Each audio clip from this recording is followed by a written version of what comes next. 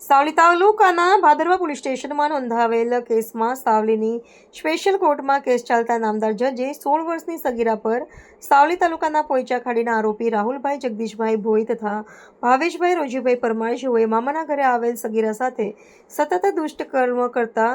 સગીરા સગર્ભા થતા તેના વાલીઓએ ભાદરવા પોલીસ સ્ટેશને ફરિયાદ કરતા સાવલી કોર્ટ નામદારશ્રીએ એક આરોપીને 20 વર્ષની સજા તથા બીજા આરોપીને આજીવન કેદની સજા ફરમાવી હતી। સુકારા બાદ વિસ્તારમાં ચર્ચાનો માહોલ બન્યો હતો। પીડિત પક્ષે ચુકાદો આવતા સંતોષ વ્યક્ત કર્યો હતો।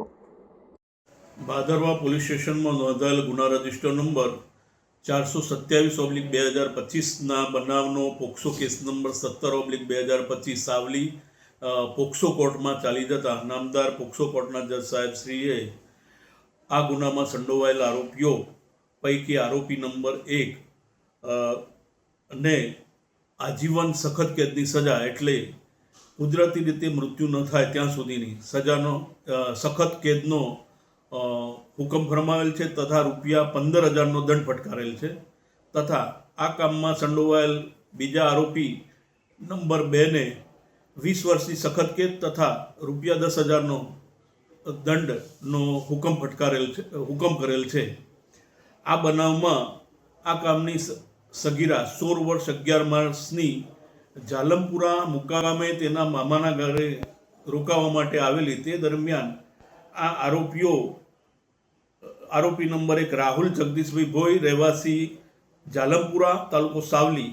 તથા આરોપી નંબર 2